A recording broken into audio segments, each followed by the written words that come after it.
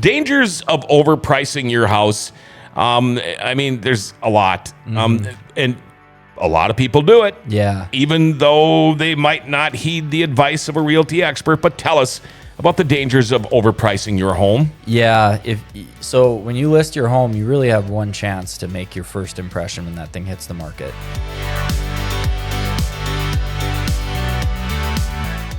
We are back, and here he is, your realty expert, John Brodeen. We got to give him that round of applause. Yo. Again.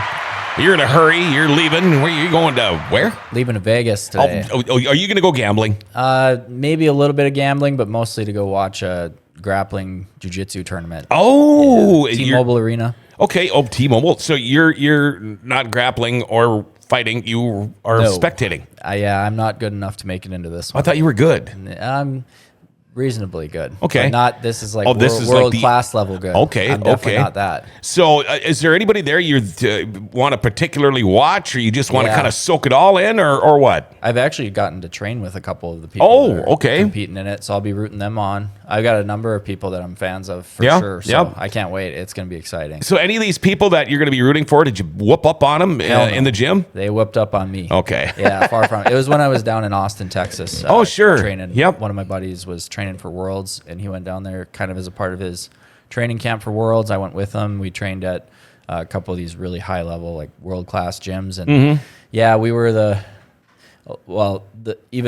even there, everybody at those gyms is really good, but then the pros that train at those gyms, they're just on a whole nother level. Oh, I bet. It's crazy. I bet. Yeah. So it's not really the fact that your wife and kid just need a break, so they said, John, why don't you leave for a few days? My wife's coming with me. Oh, She's she coming is? too. We're going with two other couples. Oh, for cool. Friends of ours, so, all right. Yeah. Well, so you can sprinkle a little fun in there, too. Oh, we're going to have a great time. All right. Yeah. We are supposed to be talking about realty stuff, but maybe we should. But my brain's checked out already. Now I got you hooked on the Vegas trip. Yeah. Dangers of overpricing your house. I mean, there's a lot. And a lot of people do it. Yeah. Even though they might not heed the advice of a realty expert. But tell us about the dangers of overpricing your home. Yeah. So when you list your home, you really have one chance to make your first impression when that thing hits the market. You could fail to sell, and you'd think, oh, I'll just put it back on again the next year or something. We'll try again next year. But all the agents are going to be able to see that, oh, this was listed a year ago and it didn't sell at this price. So it already tells everybody that, oh, they failed to sell at this price before. It gives them some skepticism. Yeah, what did they change? Consumer confidence is everything when a new listing hits the market. You want everybody to think that this thing is going to go fast. You want a lot of activity to happen. You want a ton of buyer attention. You want a ton of showings. You want a lot of competition for your listing. You want to skew that whole balance, who has the negotiating high ground. You want to tip the table towards you, so you've got all the advantages that you can get. If you overprice your listing, what you can expect to happen is you're going to get no showings or very few showings. You're not going to get any offers, likely. If you do get offers, they're probably going to be lowball offers, and it's unlikely that offers will come in that first little bit. An offer is the best thing that can happen to your listing, especially when it's a new listing, because then you can tell everybody else who's showing it, hey, we've got one offer. We have to make a decision by this time. So if you're going to offer as well, if your people like it, and it proves to those other buyers that, oh, another buyer thought it was worth it. So that cements that this house is desirable. It is worth it. It becomes a coveted thing that they want to win. That's how you get the highest price possible for your listing.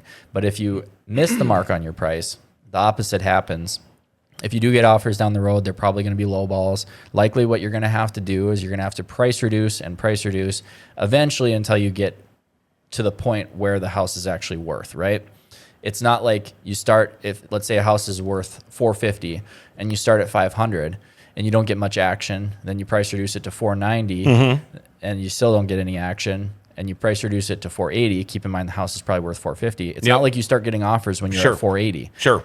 It's probably a situation where you start getting offers once you get down to $445, once it's finally attractive enough. Because if you've been on the market for a long time and they've seen you price reduced a number of times, I mean, if you haven't price reduced a number of times, you're probably not going to get any attention at all. Sure. And then you're really just wasting your time. But once you get down to where it's worth, people are still going to be looking at it in a skeptical way. Whereas if you would have started on the market at that price, rather than skepticism, it's more like urgency. You want to create urgency. long days on market create skepticism. What's wrong with this house? Why hasn't it sold? Why does no one else want it? Makes everybody else be very timid.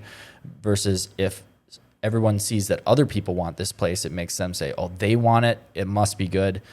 It's just human nature. Everybody wants what everybody wants. No one wants what no one wants. You know, you talk about consumer confidence, and I could imagine somebody selling their house, and they call realty expert John Brodeen to come and talk, and we're going to have a meeting, and they are just jacked up, ready to go, and you say, okay, what are you thinking about trying to get for your house? And they tell you, and there goes all of your consumer confidence, because then I suppose you have to say, well, are you sure? You know, and how do you approach that? How do you tell somebody there ain't no way in hell you're going to get that much money for this house? You have to be honest with them up front, and it could mean them going with a different agent. I had one of these this year where I interviewed for a listing, and other agents interviewed for the listing, and they ended up listing it, I think, like $50,000 higher than what I originally had been able to justify that I thought it was worth, and it still hasn't sold. No, and they've price reduced, and they're getting pretty close to the number that I said. Yeah.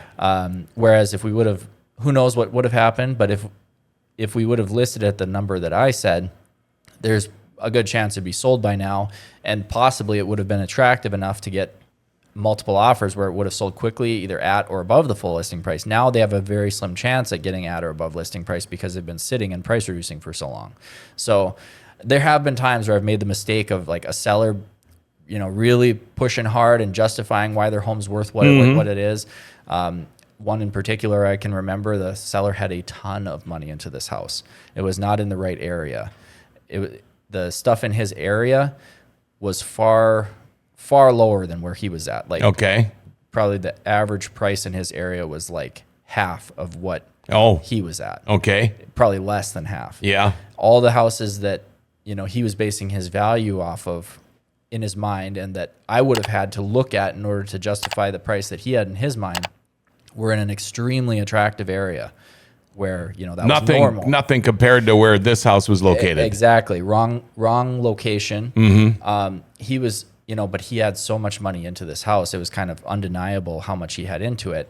And I remember letting this sway me a little bit and trying to justify a little bit higher. It still wasn't as high as what he thought it was worth. And this was a higher end home. Still wasn't as much as where he was at, where I was at. But I definitely cheated my way up a little bit just because it was in the back of my mind how much he had into it and what he was really didn't want to break on. the guy's heart. And this was, quite a while ago, years ago. And it was a mistake I made because I ended up listing it, ended up not selling it. It ended up coming back on the market. Still took a long time, but with a different agent. And they ended up selling it for this was, high-end home. I think they ended up selling it for probably $300,000 less than what he said it was worth, and probably like $150,000 less than what where I was at. So now, if your car breaks down, you have an expert on working on your car as a mechanic. You've got kids, and you've got experts on that kind of stuff. And realty experts are the same thing. Yeah. I mean, you're the expert on this. People should listen to what you're saying. Yep. And the thing is, sometimes agents will take advantage of sellers, emotions that they have into it, and maybe three of us go and interview with the seller, and the seller's going to pick the agent they think is best for the job.